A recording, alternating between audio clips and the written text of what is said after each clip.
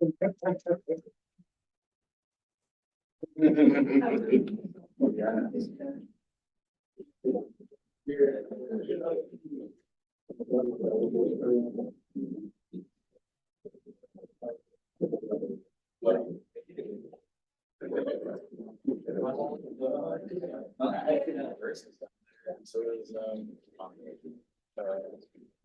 so let's see. You didn't send anything?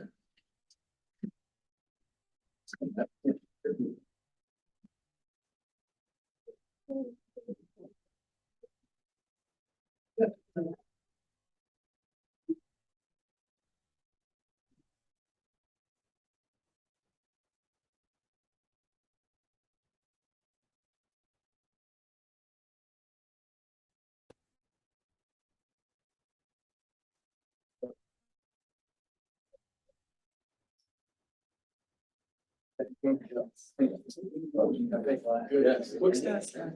But the rest of the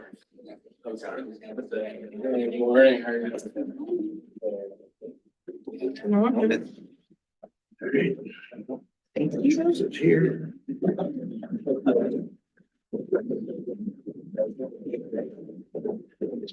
Two signatures here.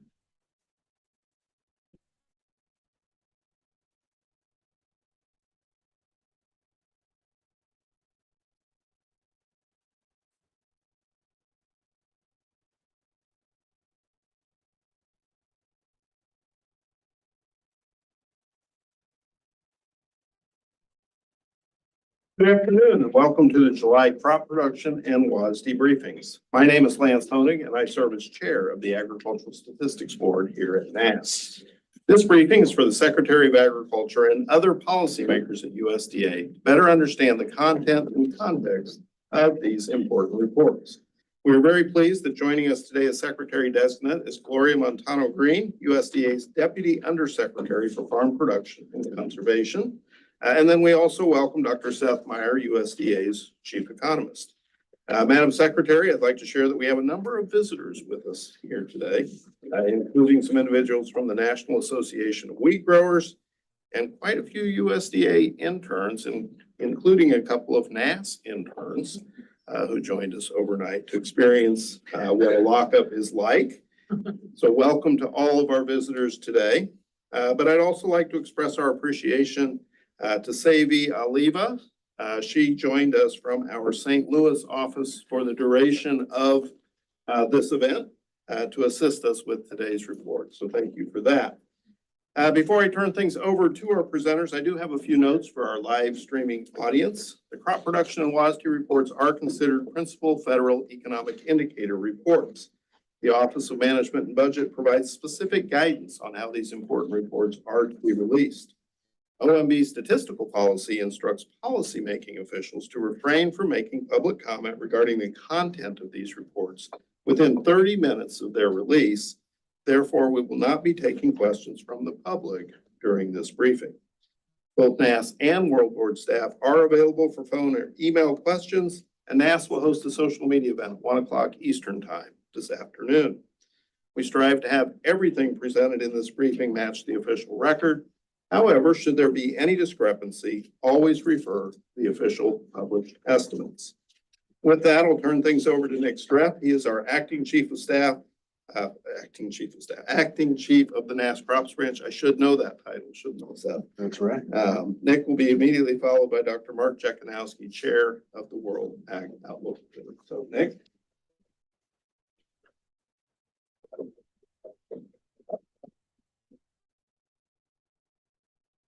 All right. Hello, everyone. We'll get started. Today, I will be presenting on the most recent estimates on several commodities, including winter wheat, spring wheat, durum wheat, and citrus, along with a few other crops. First, let's talk about our main data sources for our small grains forecast.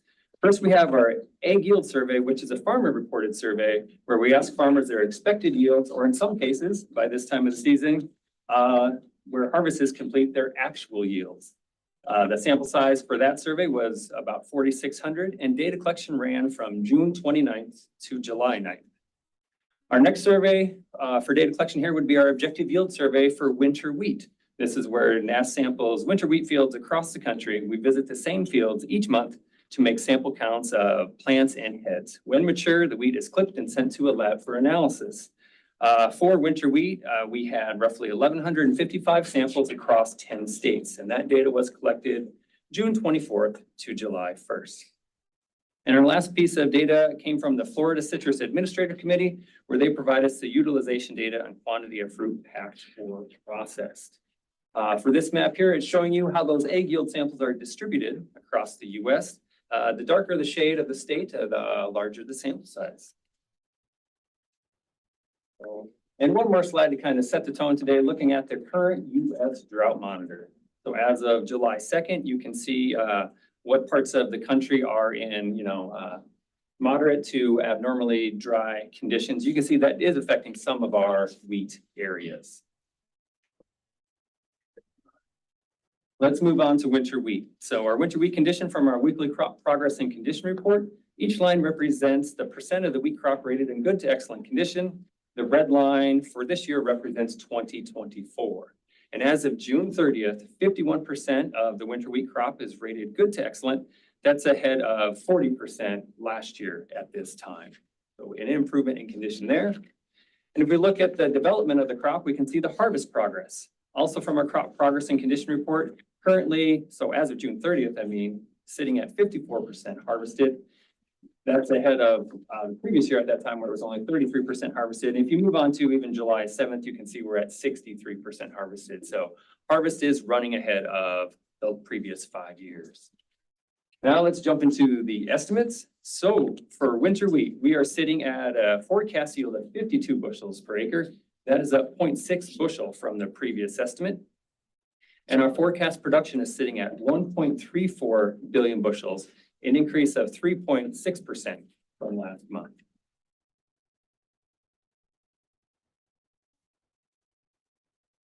Looking ahead to how our winter wheat graphs at 52, looking over to recent history.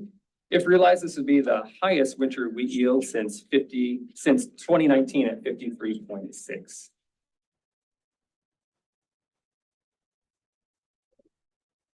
Moving ahead to look at our winter wheat comparison, these next few slides will show the comparison to the previous month and then the previous year.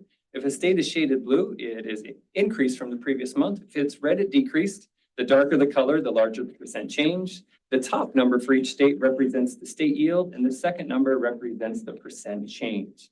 So winter wheat, this is in comparison to our June crop production report, and we're looking at record yields in Michigan, Missouri, Pennsylvania, and Wisconsin.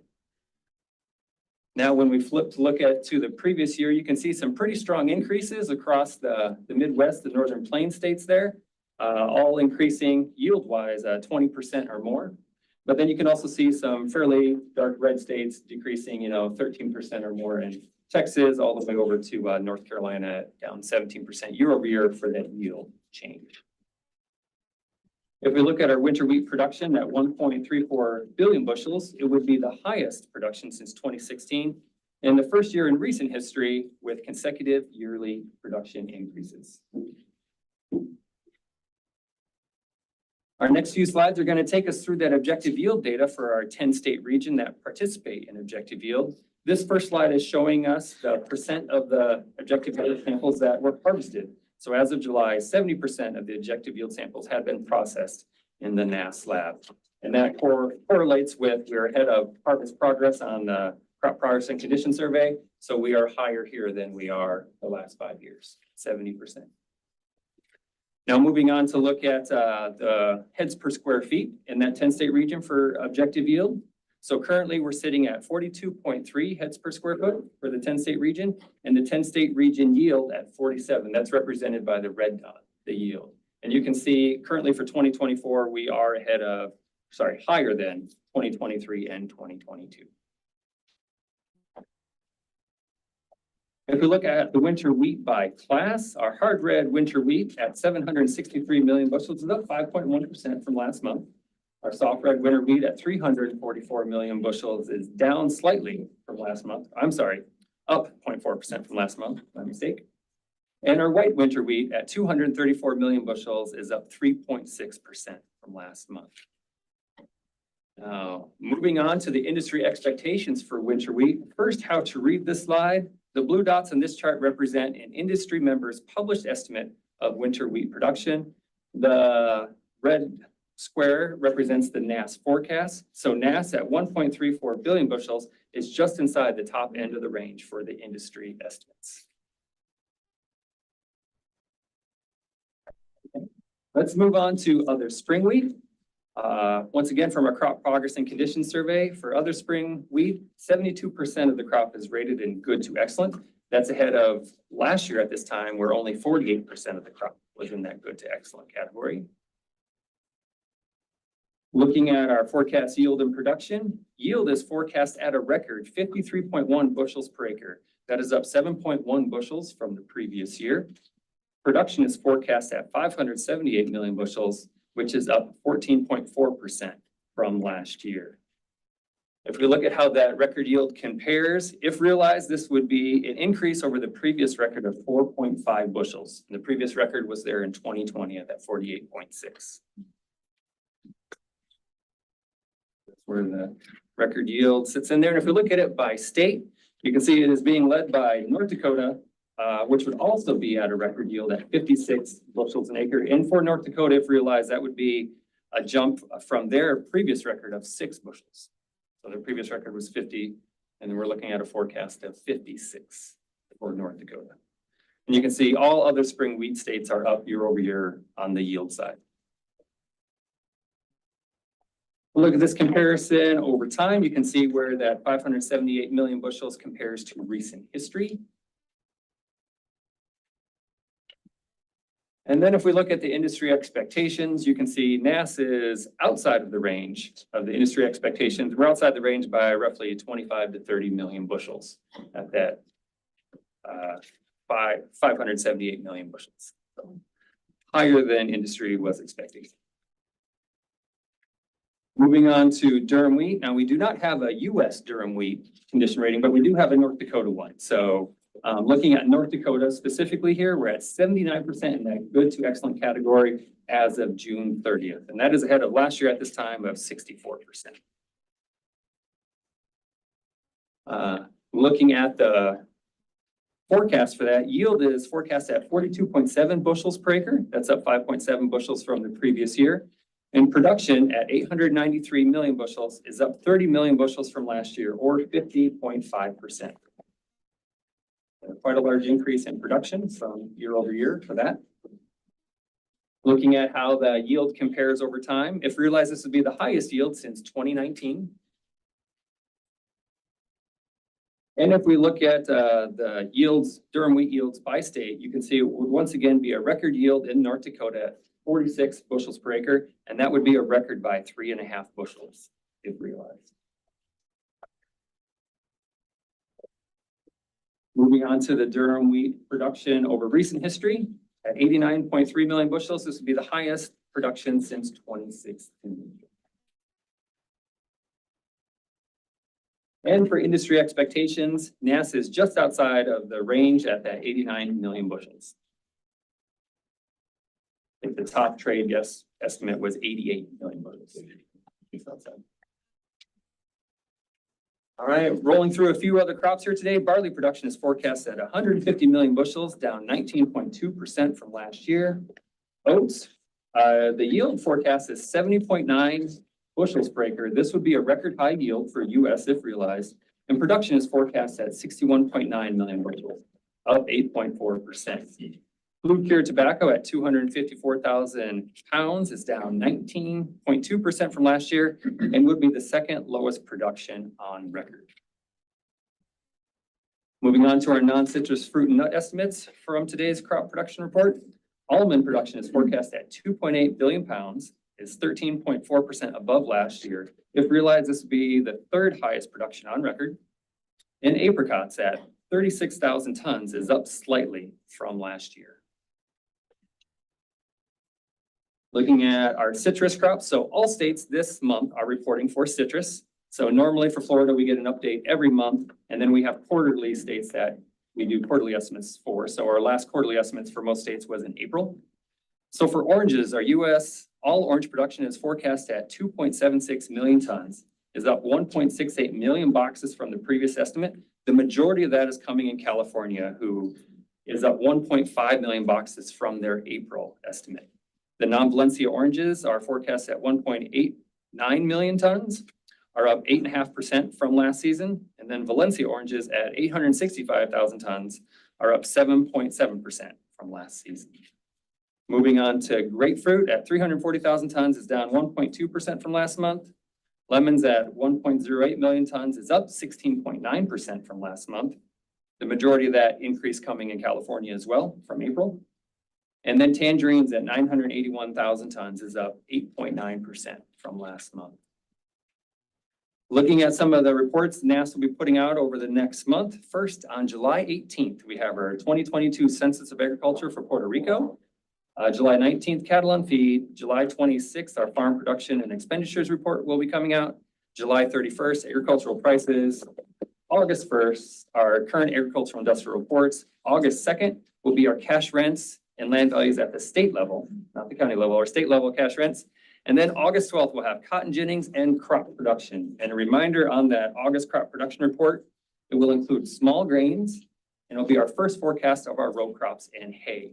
And also of note, going back to last fall's data user meeting, for the August crop production report, NASS will be reviewing administrative data on acreage and make any updates at that time. So, and that administrative data would include the FSA certified data. Please join Lance Honig later today for Stat Chat. You can ask him questions about this particular report. And as always, all of our reports are available at nass.usda.gov. Thank you.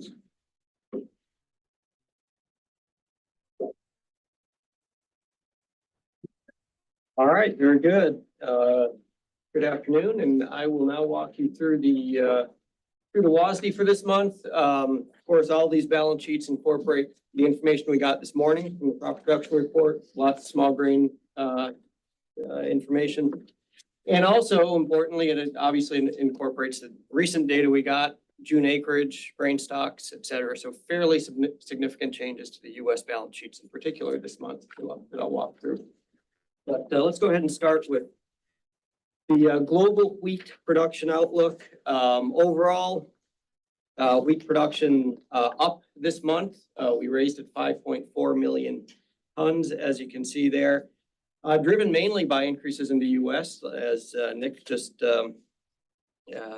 described, based on the data this morning, but also some important changes in other countries as well. Argentina up a bit. That is mainly an area increase based on government data from Argentina. Canada, wheat production forecast up there as well. Actually, there was a small area decrease in the Canada's acreage report, but yields are very good. Those favorable conditions that Nick described that are leading to record yields in the upper northern plain states extend into Canada. And so we're expecting good crop in Canada as well. France on the EU on the other hand, down a bit. That's mainly a smaller crop in France. They've been struggling with wet, cool conditions impacting their yield outlook. Slightly offset by expectations of an expectation for a larger crop in Germany. Other country not noted here, but I'll just mention is Pakistan. We raised Pakistan's production 1.4 million tons based on government data. So the global wheat balance sheet. We're going to start with the old crop year, 2023, 2024. Production up 1.4 million tons for last year, and that mainly reflects higher production in Turkey based on some FAS post reporting. Turkey is relatively burdensome stocks in Turkey. They've banned imports. They're dealing with high stocks, and indications are that their crop was even larger than we had expected. Other changes worth noting, trade on the old crop year up 1.7 million tons. That is mainly higher exports out of Russia. Raised Russia 1.5 million tons to a new record, 55.5 million tons of wheat exports from Russia. Ending stocks up 1.4 million tons this month. That's mainly China. Higher stocks in China. So then carrying over into the new crop year. So the ending stocks carry over as a 1.4 million ton increase in beginning stocks. Production up 5.4 million tons. Talked about that on the previous slide. That's mainly driven by the US. And small changes in feed use, total use. Trade trade up a bit. That is mainly in the mainly US and Canada, and ending stocks also up in the US and Canada. Stocks for the new crop year still the lowest since 2015-16. Okay, so US balance sheet, US wheat supply and demand. Put up the old crop year because basically we've finalized that marketing year based on the grain stocks report and also truing up to the latest trade data. And as you can see there, imports down a bit. Again, this is just reflecting most recent trade data from the census. Stocks report showing stocks report driving the ending stocks number, and then also exports down a bit, a little bit slower pace than expected. So we trimmed that down as well. So then carrying into the new crop year, 2024-25, this is where we incorporated the new data from both the acreage report and this morning's crop production report. Relatively large increase in production on the supply side of the US balance sheet this month. So total supply is up 133 million bushels. So where do those supplies go? We raised exports a bit, 25 million bushels. That's reflected mainly in higher expected exports for hard red spring and hard red winter, reflecting the higher production of those two classes in particular. But most of that increased production falls down into the ending stocks. So ending stocks for US wheat up almost 1 million bushels this month. That, not surprisingly, is going to lead to lower price expectations. We reduced our season average price forecast by 80 cents per bushel, now at $5.70 per bushel for the new crop. And that's $1.26 per bushel lower year over year. Let's move into rice. Not a lot going on in terms of global rice production. A small increase in our production forecast for Pakistan, 500,000 tons. That reflects just some official data from Pakistan, provincial level yield data. We increased production for the current crop year and the back year as well for Pakistan. So Pakistan rice production higher this month. Global rice balance sheet, really small changes this month. Not a lot to talk about here, other than trade up a bit, 700,000 tons. And that mainly reflects higher exports out of Pakistan, larger crop there, driving that export growth. Ending stocks this month virtually unchanged, and not much change year over year either. US balance sheet. Again, I have both the old crop year, which is kind of the current crop year, crop currently being marketed, and the new crop year up here on the slide. On the old crop year, main focus is truing up to the latest trade, import, export data. And you'll see here that we raised our import forecast, rice import forecast again this month, 1 million hundredweight, to to a new record, and that is a continuation of this trend we've been seeing quite a while. This is mainly higher imports from Thailand, aromatic rice, which doesn't compete directly with the type of rice that we produce here in the U.S. But exports up as well. Our export forecast we raised also by 1 million hundredweight, and that's also kind of a continuation of a trend that we've been seeing lately. Strong pace of exports, long grain exports, especially to Western Hemisphere destinations, and seeing some strength in Mexico in particular in terms of those exports. So raised imports, raised exports, ending stocks unchanged for the old crop year. Moving into the new crop year, we incorporated the June acreage data, which small increase in harvested area.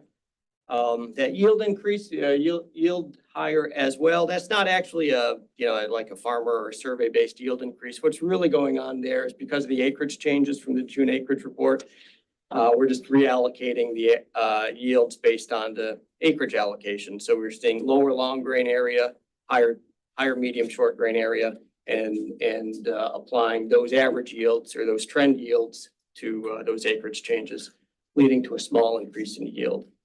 But when you add it all together, this leads to about a 1.5 million hundredweight increase in production this month. And for the rest of the balance sheet, we're carrying through the similar expectations for imports and exports, which for the new crop year, we also raised by 1 million hundredweight each. So the 1.5 million hundredweight increase in production essentially falls straight into the equivalent increase in ending stocks. No change in our season average price forecast for the new crop year this month, but we did lower the old crop year by 30 cents per hundredweight based on lower price expectations for all of the classes. All right, moving into corn, global corn production. So for the old crop year, 2023, 2024, lowered Argentina's crop. That's based on harvest results. Now, keeping in mind that the old crop year in the Southern Hemisphere is a crop that harvest is underway. So that's what we're looking at there. Mexico reduced as well based on government data. And then moving into the new crop year, 2024, 2025, this is where we incorporate the latest information from NASS from the acreage report in particular. So you can see an increase in global corn production driven by that increase in the U.S. supply, which I'll talk about more in a couple slides from now. Outside of the U.S., mostly reductions lower in terms of country level output expectations. EU down, Serbia down, FSU, Russia down. Basically what we're seeing there is throughout that region of southeastern Europe into southern Russia, hot and dry conditions, trimming the yield potential there a bit. But we're still worth noting that we're still not quite into that critical period of critical reproductive period where the weather can really potentially drive those yields not in either direction. So, so slightly lower yield expectations across that area of that region of the world. Global supply and demand. Back year, 2023, 2024, feed use up. That's the U.S. based on indications from the quarterly grain stocks report, of course, which I'll talk about in a moment. Trade, corn trade up as well. That is mainly exports out of the U.S. and Ukraine combined increased 4 million tons between those two. partially offset by lower exports out of Argentina and a few others. Ukraine corn exports now at 28 million tons. That's roughly back to pre-invasion levels. 2024, 2025. So as you can see, we're carrying in a little bit tighter beginning stocks than we had expected last month. So down 3.3 million tons. Production up, again, that's mainly a US driven increase. Feed use, that's mainly US as well, reflecting those higher supplies.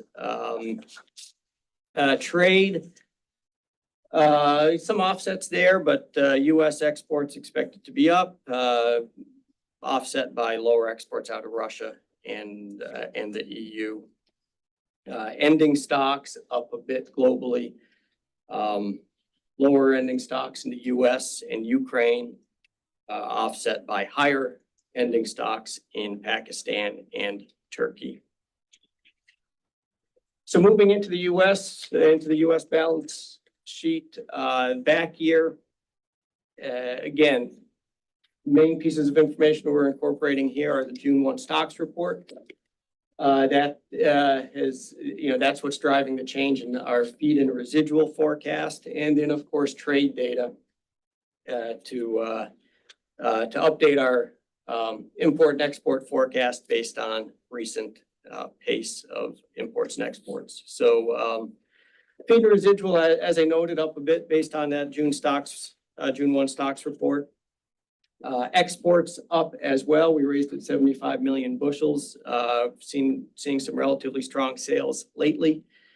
And when you add it all through the balance sheet, ending stocks tightening up for the old crop year, fair amount down 145 million bushels. So reflecting that higher total use. Moving into the new crop year, so we are carrying in a little bit tighter stocks than we expected last year. So beginning stocks down that same 145 million bushels.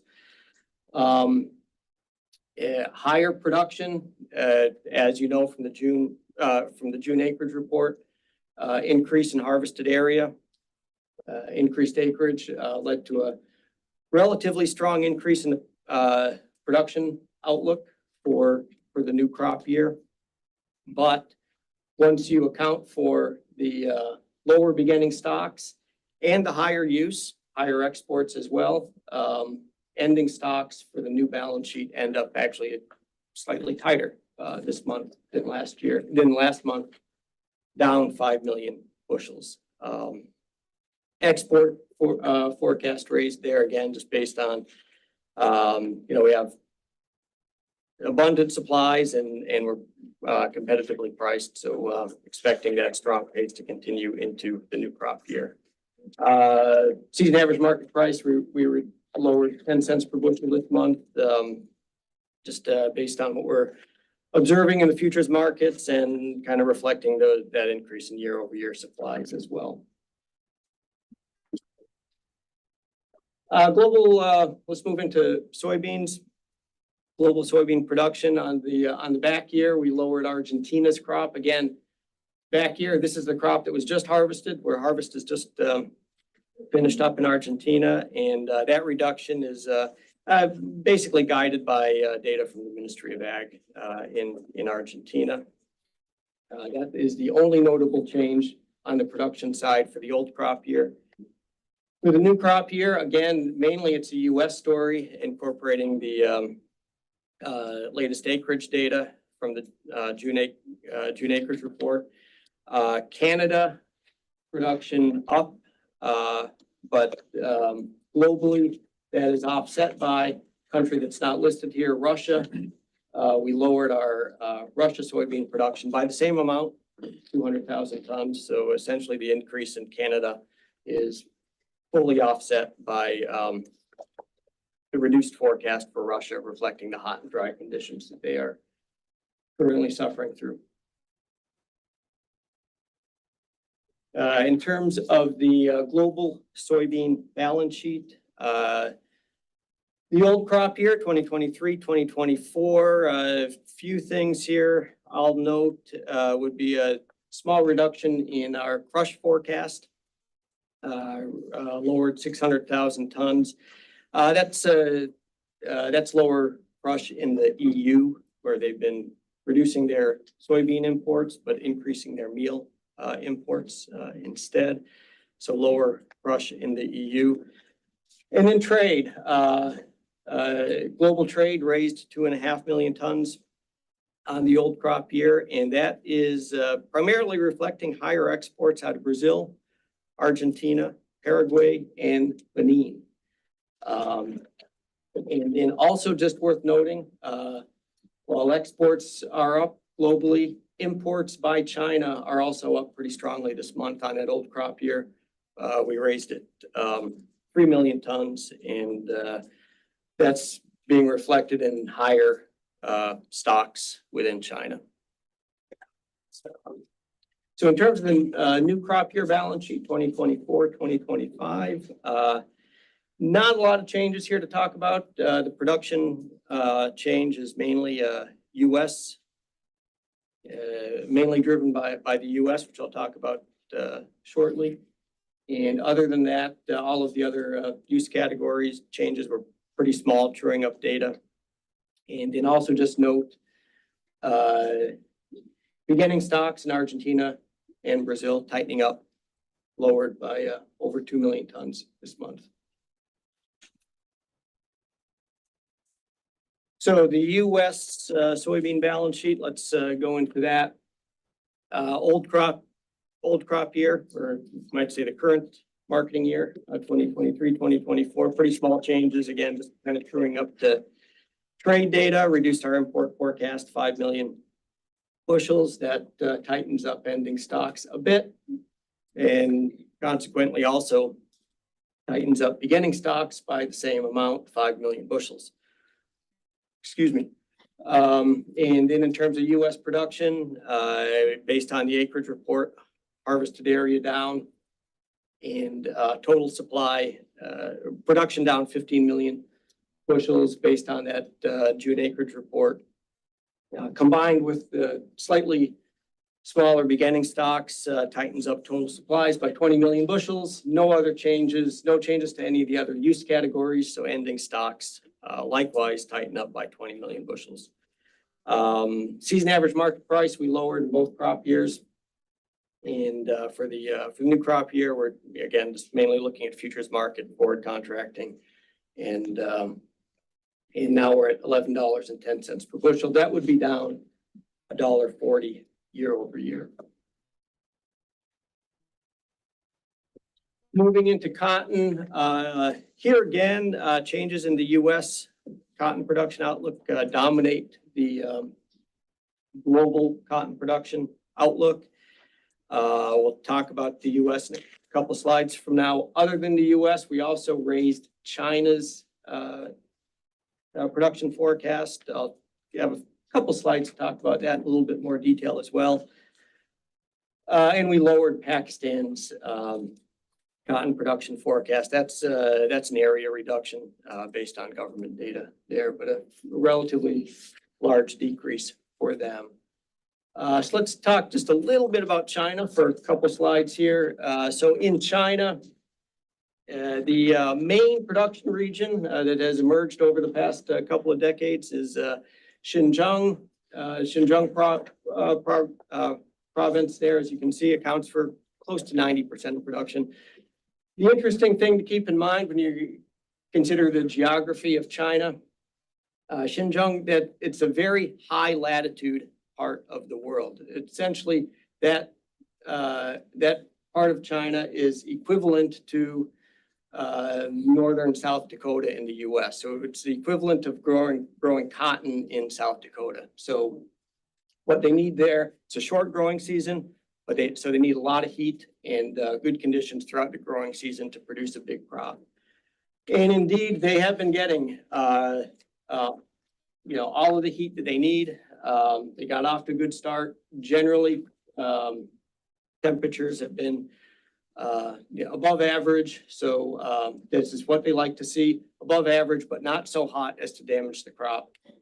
And that is generally leading to A very favorable production outlook in that region of the world.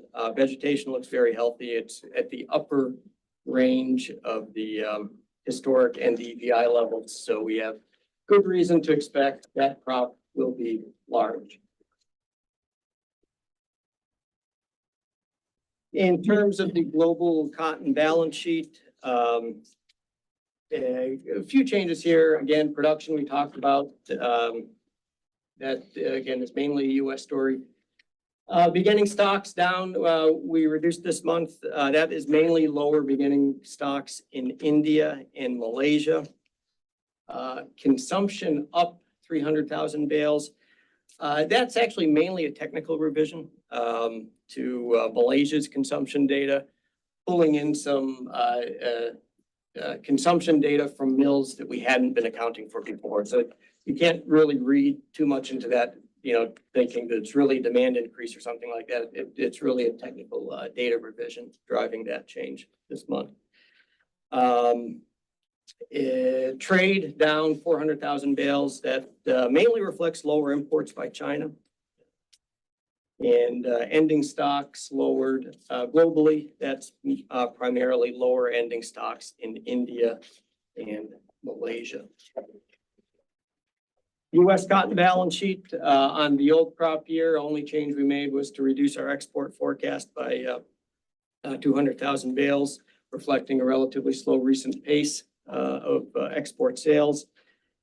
On new crop year, of course, we're focused on the acreage report and incorporating that information into the supply side leads to a million bale increase in production this month relative to where we were last month. And combined with that higher beginning stocks reflecting the lower exports from the previous crop year, increases supply 1.2 million bales. We didn't make any change to use so that those higher supplies directly fall into higher ending stocks. Prices raising stocks to use ratio up to now at 35.6%. That would be the highest since 2019 and the second highest stocks to use ratio in the past 15 years. Season average market price, we lowered again this month, down 2 cents per pound to 68 cents. And certainly you've been seeing those low prices reflected in recent futures market activity and cash prices as well. All right, so let's move into the sugar supply and demand outlook. And here again, I'm going to start with the old crop year. In terms of sugar production, we made a pretty large increase in our sugar beet production forecast. This is reflecting processor data, and it's suggesting that crop was a lot larger than we had expected it to be. So that raises sugar beet production by 134,000 short tons this month, combined with a little increase in cane as well, again reflecting processor data, leads to a 140,000 short ton increase in our production outlook this month relative to where we were last month. Imports are up as well. Couple things going on here. High tier imports were raised, as you can see, 127,000 short tons. That just again reflecting the pace of high tier imports to date, and also, as I noted in last month's briefing, we're also accounting for sugar extracted from molasses. We made a couple changes. We made a small change to our formula this month, so that also increases those supplies a bit. So high tier and other. So high tier imports up, as you can see as well. Imports from Mexico also higher. So total supply on the total sugar supply on the current marketing year up over 300,000 short tons this month. Exports adjusted higher as well. That's mainly exports to Mexico, re-exports to Mexico where they waived the duty. And So overall ending stocks raised about 262,000 short tons. Stocks to use ratio for the current crop year now at 15.6%. So carrying, that 262,000 short tons into the new crop year as beginning stocks, that raises supplies right off the bat. But then we're also incorporating the acreage data, information from the June acreage report. And in a favorable yield outlook, adding as well to the production outlook for the new crop year. Imports, couple things going on here. So TRQ imports were up 231,000 short tons. That just reflects the additional specialty sugar TRQ that was released right after last month's WASDE. So we're kind of just catching up on that. Mexico exports down. Again, that is a residual calculation. This is the month where we target that 13.5% stocks to use ratio. And so as you can see, we're based on the higher US production, we have ending stocks up 250,000 short tons. And then to maintain that 13.5% ratio, we had to reduce Mexico's imports by 407,000 short tons. Again, that's for that new crop year. So focusing now on the Mexico balance sheet, the old crop year, production down just a bit, production forecast down 10,000 metric tons. Imports up for the old crop year. That's mainly, I think, just a continuation of pace based on imports that were previously committed to be imported by processors there or companies there. So that pace continues, and that is increasing the supplies in Mexico. Few changes to the rest of the balance sheet. Domestic use up a bit, exports raised just a little, but what it means is that Mexico is now carrying relatively strong ending stocks, which we expect that they're going to carry into the new crop year because they're going to need those stocks, need those supplies in the new crop year. Production up year over year, but still not fully rebounded from years past. They're still suffering from relatively poor conditions, drought conditions in the main sugar producing areas. So supplies relatively tight. But what it does mean is that with that higher level of ending stocks carrying into the new year, they are likely to have to import less. So imports are down in Mexico quite a bit.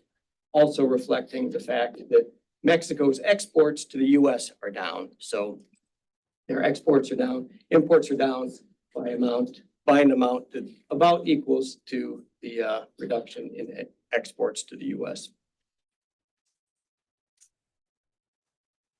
All right, now switching into livestock out of crops. Let me kind of walk you through the main changes in the meat complex here, starting with beef. So again, in livestock, we're shifting to calendar years, of course, so 2024 calendar year and next calendar year.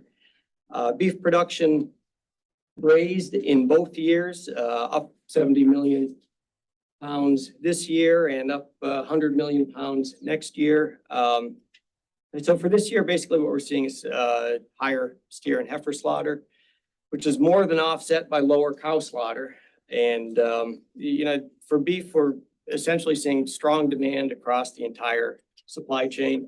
Marketings are up, good prices, and supplies are up accordingly, responding to those price signals.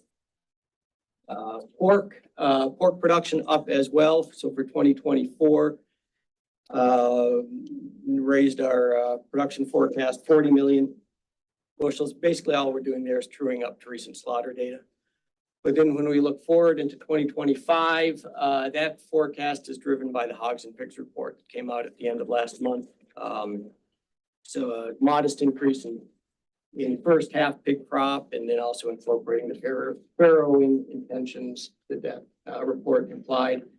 So higher supplies expected in 2025, up 150 million pounds. Broilers down a bit in both years for 2024. Again, kind of just truing up to recent slaughter and hatchery data, and then expecting that relatively slower pace of slaughter data to carry into the first quarter of 2025. So that's reflecting that reduction for next year. Turkey also down both years. Low producer returns. We saw one recent report that showed relatively low hatchery numbers. So maybe, I mean, it could be an indication of some efforts to, better align supply with demand within the turkey industry. But for now, our expectations are lower production relative to where we were last month for both 2024 and 2025 turkeys. Prices, steer prices raised both years, strong meat demand. And so we're, strength for both this year and then carrying into next year, even stronger, up to $190.50 per hundredweight. Hogs, on the other hand, we've seen a little bit of recent demand weakness, especially right at the time where typically you would expect to see demand strength. Prices have been softening a bit. So hog prices down in 2024, and then we expect that to be carrying into that little bit of a reduction in outlook carrying into the first half of 2025. So that's that 2025 reduction in the hog price outlook there. And then in terms of the poultry side, broilers and turkey, essentially we're just again truing up to observed prices in 2024 and in 2025, anticipating maybe a little bit of a bump in prices reflecting those tighter supplies. Meat trade, really not a lot to talk about here. 2024, again, just kind of truing up to recent data. Pork kind of stands out there, but there's not any single market that's driving that. So overall, total meat production, total meat exports down this month a little bit. Beef imports, on the other hand, also reduced 25 million pounds. It's just really reflecting just tight global supplies and increased competition for those supplies. And then 2025, really no changes to most of the species except turkey, which we raised a bit, expecting to see some strength in foreign demand there, especially perhaps from Mexico. Dairy, milk supply and demand. The overall story is relatively simple here, relatively straightforward. Tighter supplies and strong demand, higher prices. So production adjusted lower this month for both current calendar year and next year. That is reflecting lower milk per cow estimates, and also just note that cow slaughter is down as well, maybe suggesting some interest in expansion going forward. In terms of trade, product trade, butter, so imports, fat basis imports raised this month. That is mainly reflecting butter imports, and then into 2025, that it also reflects imports of butter. Exports for 2024, that's both butter and cheese. Skim solids basis, tightening up our export forecast there a little bit for 2024, mainly for non-fat dry milk. Pretty high prices, making U.S. less competitive, and we're expecting a continuation of high domestic and global prices into 2025, but the high U.S. prices might erode some of our competitiveness on the export side. So that is reflected in lower fat basis exports and skim solids basis exports as well. And then, as I noted, strong prices, and that's really price strength across the board. Higher milk supplies, strong demand. All of the major product categories adjusted higher this month for both 2024 and 2025. Class 3 prices, Class 4 prices raised, reflecting those higher product prices, and then the all milk price also reflecting those class price changes.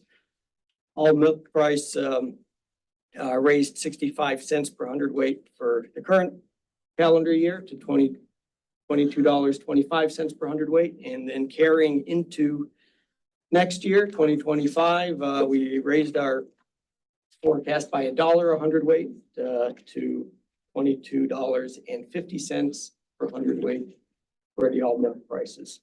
For the all milk price, up 25 cents year over year.